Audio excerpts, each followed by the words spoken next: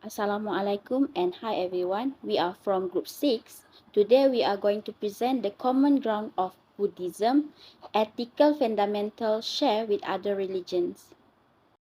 This presentation consists 10 ethical fundamental, which is first is wisdom and knowledge, moral responsibility, valuing biodiversity, birth, growth, death, ecological gratitude, moderate consumption, guidance for life, the concept of life and death, philosophy of life, and lastly is scriptural belief.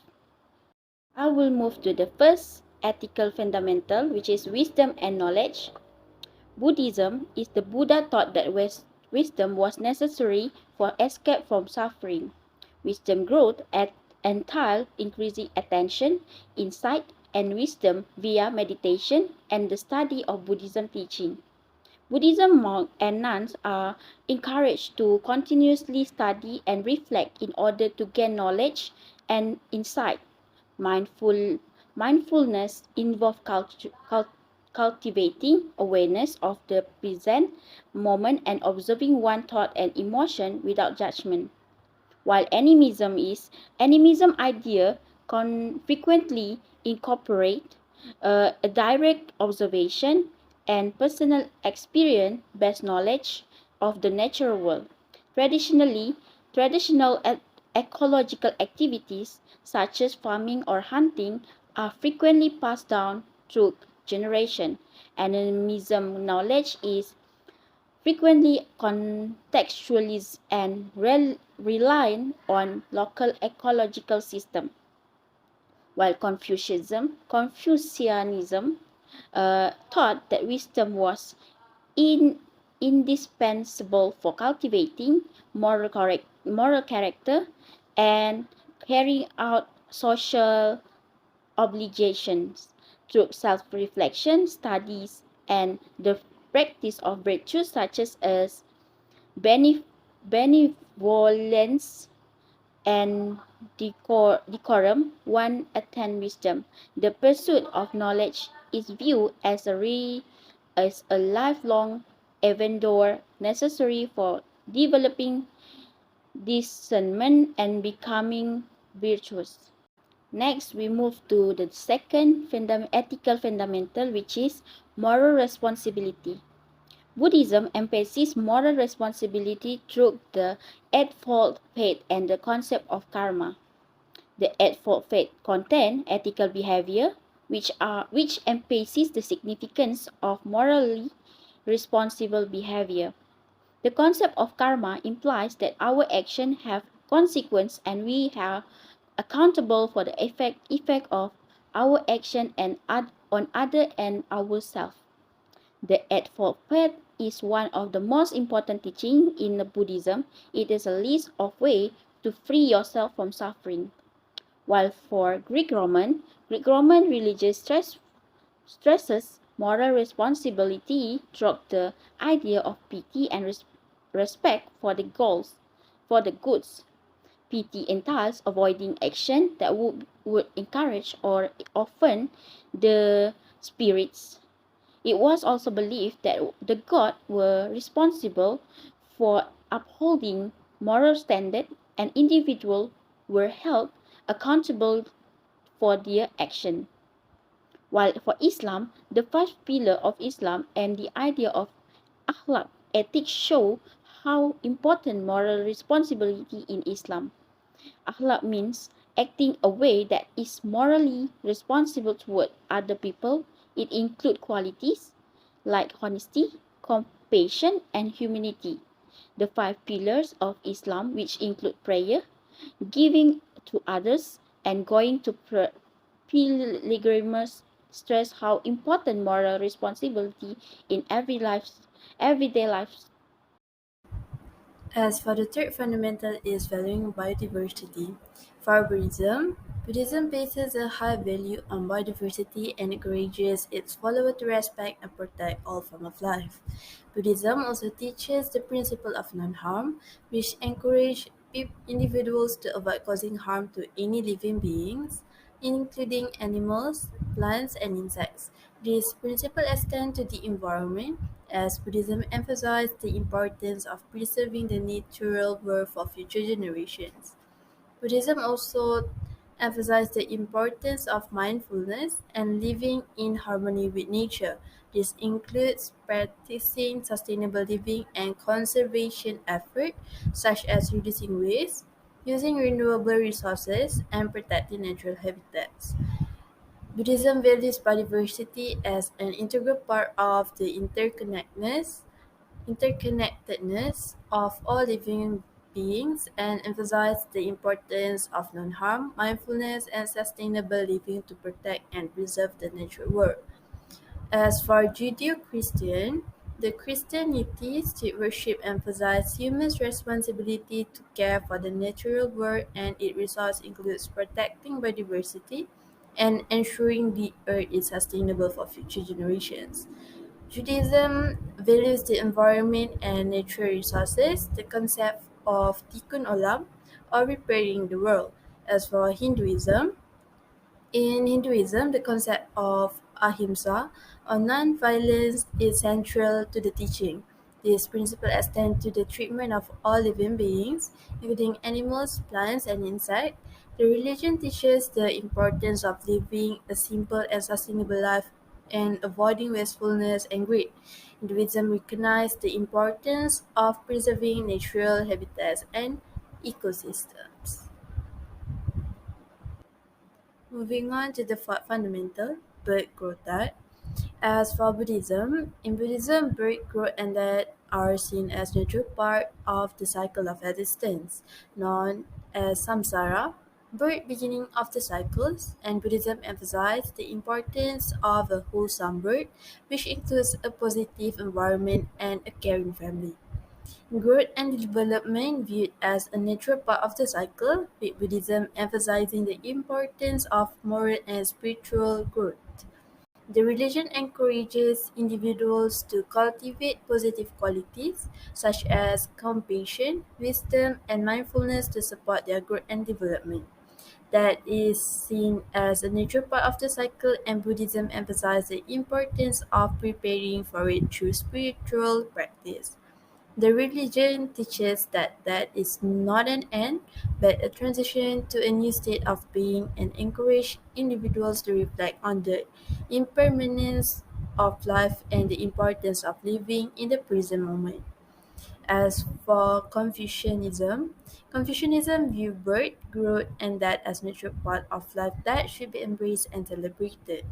Birth is viewed as a blessing and an opportunity to welcome a new members into the family.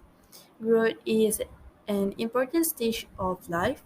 Confucianism encourages individuals to develop their moral and ethical character through education, self-reflection, and cultivation of virtue. That is natural part of life, and Confucianism emphasizes the importance of honoring one's ancestors. As for Taoism, birth is seen as the beginning of the cycles, and Taoism emphasizes the importance of a natural and harmonious birth, free from unnecessary intervention and disruption. Growth are viewed as a natural part of the cycle, with Taoism emphasizing the importance of cultivating inner balance and harmony in order to navigate the ups and downs of life.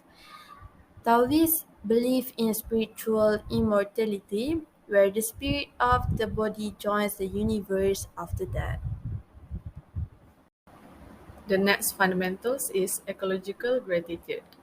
In Buddhism, Buddhism teaches that everything is temporary and interconnected, and that the well-being of all beings is completely linked to the environmental health.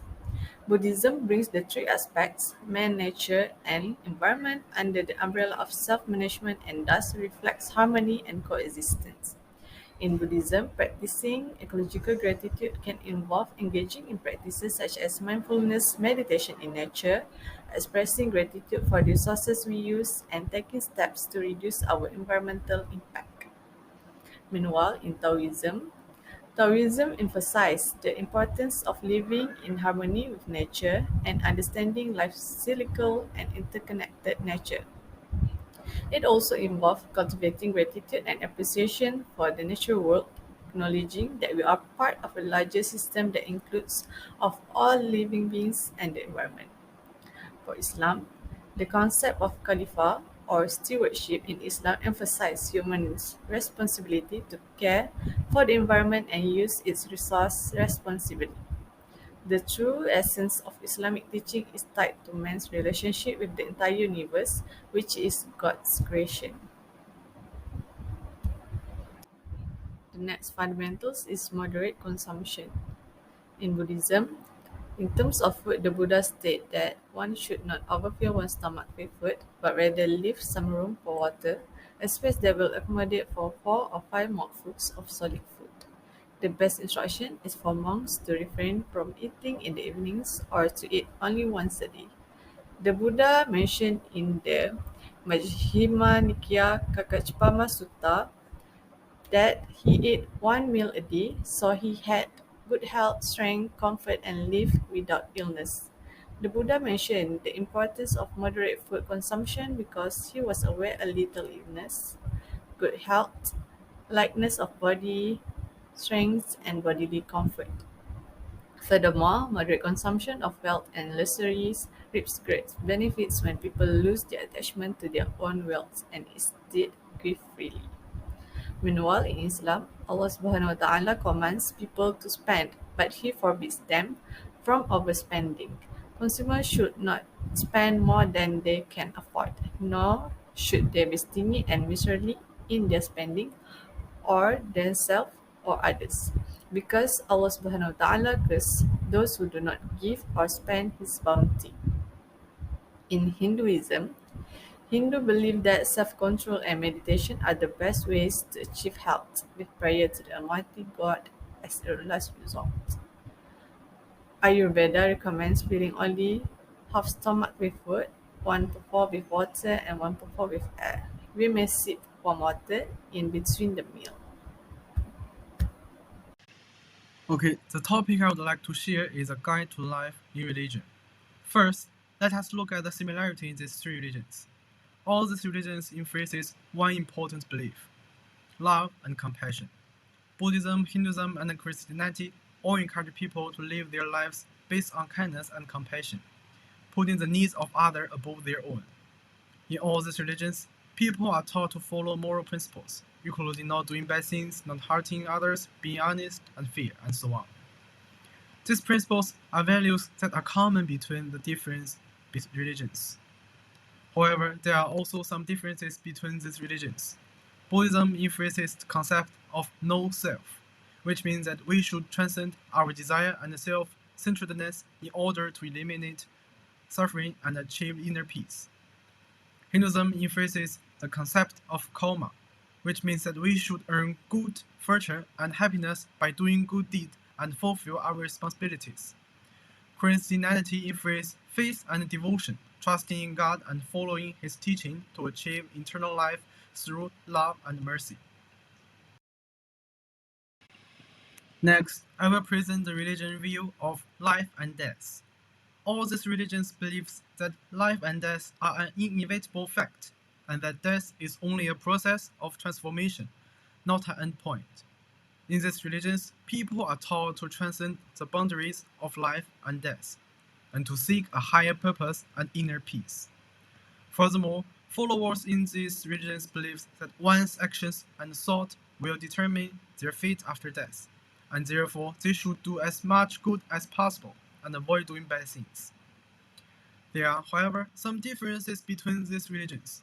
Buddhism emphasizes the cycle of birth and death, believing that human suffering and misery arise from the cycle of birth and death, and that true liberation can only be achieved through the elimination of desire and greed. Jainism, on the other hand, believes that people enter a new world after death, depending on their actions and thought. Sikhism emphasizes the immortality and rebirth of the soul and believes that the action of human beings will affect their destiny in their afterlife. Okay, that's all for my part. I will pass to my next friend. The next fundamental ethics is philosophy of life. In this slide, the comparison will do for Buddhism, Sikhism, and Confucianism. First, the goal of life is to achieve enlightenment and liberation from suffering, which is achieved through the practice of the Eightfold Path and the Four Noble Truths. Second, the nature of reality is impermanence and interconnectedness, and the ultimate reality is infiniteness or sunyata. Third, ethics are based on the principles of non-violence, compassion, mindfulness, and wisdom as expressed in the five precepts and the Eightfold Path. And lastly, for Buddhism, is the role of the individual is to cultivate inner peace, wisdom, and compassion, and to contribute to the well-being of the sentient beings. For Sikhism, the goal of life is to merge with the divine through devotion, service, and ethical living. And the role of the individual is to live a life of spiritual discipline, social responsibility, and devotion to the divine, and to work with the well-being of the humanity. For Confucianism, philosophy of life is the goal of life is to achieve harmony and order in society and the world, which is achieved through the practice of the five relationships and cultivation of virtues. And the role of the individual is to cultivate moral and intellectual virtues, to fulfill social roles and obligations, and to contribute to the well-being of the society. The last fundamental ethics is scriptural book for Buddhism, Baha'i, and Islam. First, Buddhism. Buddhist scriptures include the Tipitaka, the Pali Canon, the Mahayana Sutras, and the Tibetan Book of the Dead. Next, the concept is in Buddhism, scriptures include karma, rebirth, impermanence, and the three marks of existence: suffering, impermanence, and non-self. And some Buddhist texts include the Dharma Sutra, the Heart Sutra, and the Lotus Sutra. Baha'i scriptures include the Kitab al-Iqdas, the Kitab al-Iqan, and the Hidden Words, among others. The concepts in Baha'i scriptures include the oneness of God, the oneness of humanity, the progressive revelation in divine truth, and some Baha'i texts include the seven pillars, the tablets of Ahmad, and the tablets of Wisdom. And lastly, Islam. Islamic scriptures include the Quran and the Hadith, the sign and deeds of the Prophet Muhammad. Allah is regarded as the one and only God, and Muhammad is regarded as the final prophet and messenger of God. Key concepts in Islamic scriptures include the five pillars of Islam, the day of judgment, and the importance of submission to God, will Islam, and compassion for others. Some Islamic texts include the Surah Al-Fatihah, the opening chapter of the Quran, the Surah Al-Baqarah, the second chapter of the Quran, and the Hadith of Gabriel. These are the list and the comparison fundamental ethics with the other religions. First fundamental ethics is wisdom and knowledge that compare between Buddhism, animism, and Confucianism. Second, moral responsibility that compare with Greek Roman and Islam. Third, valuing biodiversity that compare between Buddhism with Judeo-Christian and Hinduism. Next, Buddhism compare with Confucianism and Taoism about birth, growth, and death. Ecological gratitude that compare between Buddhism, Taoism, and Islam. Moderate consumption compare with Islam and Hinduism. Guidance for life that compare with Hinduism and Christians. Next, the concept of life and death that compare with Jainism and Sikhism. Then comparison between Buddhism with Sikhism and Confucianism about philosophy of life. And lastly, spiritual belief that compare the Buddhism with Baha'i and Islam. Before we end the presentation, these are our group members, which are Cim Wafan, Lurata Nasiha binti Ramli, Shima Zainab binti Nur Azmi, Fitina Zahra binti Siruman, and Mina Fatahan Ezra binti Hamdan. We are from Group 6. Thank you for listening.